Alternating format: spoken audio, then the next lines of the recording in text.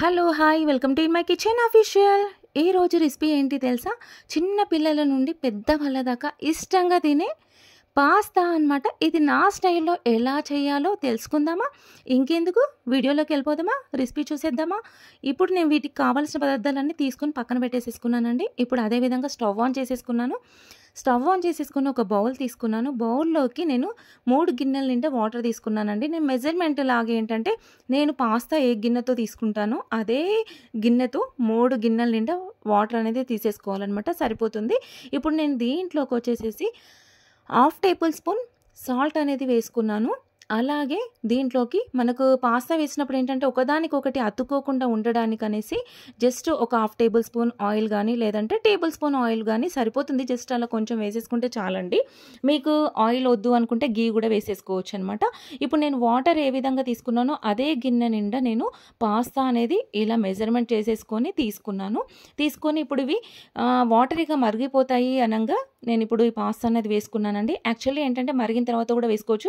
ఆ వేడి నీళ్ళు మన పైన ఏమైనా పడతాయేమో అనేసి ముందు జాగ్రత్తగా నేను కొంచెం ఇంకా మరుగుతాయి అనే లెవెల్లో ఉన్నప్పుడు వేసేసాను అనమాట, అంతే. ఇప్పుడు నేను ఈ పాస్తా అనేది ఇప్పుడు మరుగుతుంది, చూసారా? ఇట్లా పొంగు వచ్చేసింది, పైనకి నురుగులాగా వచ్చేస్తుంది. ఇది మాత్రం compulsory 8 to 10 minutes compulsory cook చేసుకోవాలి హై ఫ్లేమ్ మీద. ఎందుకంటే పాస్తా అనేది పైనకి ఇది కొంచెం స్ట్రాంగ్గా ఉంటుందన్నమాట. పొడుగ్గా ఉన్న పాస్తా ఏంటంటే స్ట్రాంగ్గా ఉంటుంది, బయటకి కుక్ అయిపోయినట్టు ఉంటుంది, లోపల మాత్రం ఉడకదనమాట. అందుకే 8 to 10 minutes నాకు ఇప్పుడు అయిపోయింది, రెడీ అయిపోయింది. ఇప్పుడు నేను వీటిని స్టెయినర్ కానీ లేకపోతే నెక్స్ట్ చిల్లులో ఏమన్నా బౌల్ కానీ మన ఇంట్లో ఉంటుంది కదా అండి, వాటిలోకి మనం ఈ విధంగా తీసేసుకోవాలి. ఇప్పుడైతే ఇది రెడీ అయిపోయిందనమాట. నాకు ఇప్పుడు 8 to 10 minutes కంప్లీట్ అయిపోయింది, ఇది రెడీ అయిపోయింది.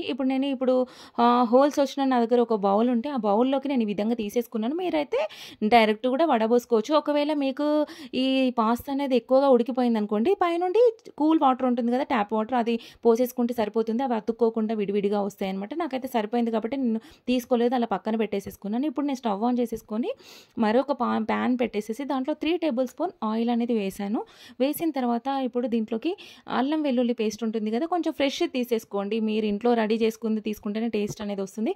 అది స్మాష్ చేసేసి పచ్చివాసన పోయే వరకు కూడా హై ఫ్లేమ్ మీద ఇలా వేసిన తర్వాత నేను ఒక 4 పచ్చిమిర్చి రౌండ్గా కట్ చేసి వేసేసుకున్నాను.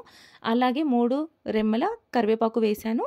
అలాగే మీడియం సైజు ఉల్లిపాయ ముక్కలు అనేది వేసేసుకున్నానండి. వేసేసుకొని గరిటెతో ఇలా ఒక 5 minutes కానీ ఒక 2-3 minutes కానీ ఆ ఉల్లిగడ్డ ముక్కలు ఫ్రై అయ్యే వరకు ఇలా హై ఫ్లేమ్ మీద ఉంచేసేయాలి.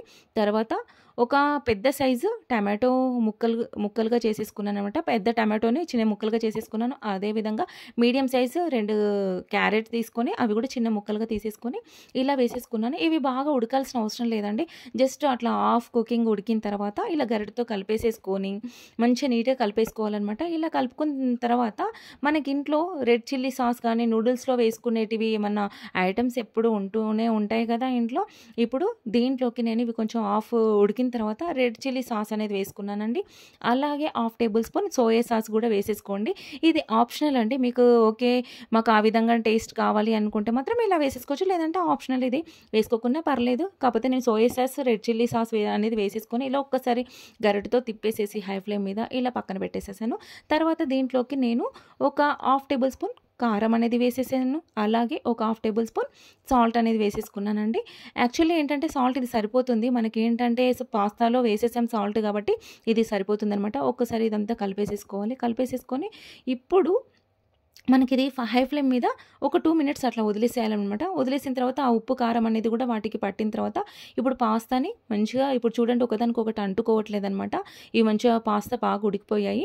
ఇప్పుడు వీటిని పాస్తాని మొత్తం ఇందులో వేసేసుకొని స్లోగా ఒకసారి కలిపేసేసుకోవాలండి. ఇలా కలిపిన తర్వాత మనకి ఇప్పుడు దీంట్లోకి 1/2 టేబుల్ స్పూన్ వచ్చేసేసి ధనియా పౌడర్ ఉంటుంది కదా, ధనియా పౌడర్ వేసేసుకోండి. ఇది డైజెషన్కి చాలా ఉపయోగపడుతుంది కాబట్టి ధనియా పౌడర్ అనేది టేస్టింగ్ కూడా బాగుంటుంది కాబట్టి ధనియా పౌడర్ వేసేసాను. అలాగే బ్లాక్ పెప్పర్ అంటే నల్ల మిరియాల పొడి వేసేసాను అనమాట. అదొక చిన్న టేబుల్ స్పూన్ నిండా వేసేసాను. అలాగే మనకి నూడిల్స్ మసాలా అని ఉంటుంది కదా, అలా టేస్టింగ్ సాల్ట్ అదేనండి, అజ్జినోమోటో అన్నీ మిక్సింగ్ అయి ఉంటుంది కదా, నూడిల్స్ మసాలా వేసుకోండి. లేదు నా దగ్గర నూడిల్స్ మసాలా అవైలబుల్ లేదు అని అనుకుంటే మామూలు గరం మసాలా కూడా వేసేసుకోవచ్చు అనమాట. ఇలా వేసిన తర్వాత ఒక్కసారి ఇలా కలిపేసేసుకోవాలి, అంతే. ఇది రెడీ అయిపోయినట్టేనండి. పైనుండి మీ దగ్గర కొత్తిమీర ఉంటే చల్లేసుకుంటే రెడీ అయిపోతుంది. నా దగ్గర అవైలబుల్ లేదు, కానీ టేస్ట్ మాత్రం సూపర్ ఉంటుంది. మీకు నచ్చింది అనుకుంటున్నాను. అలాగే ఒక సబ్స్క్రైబ్ చేసుకోండి.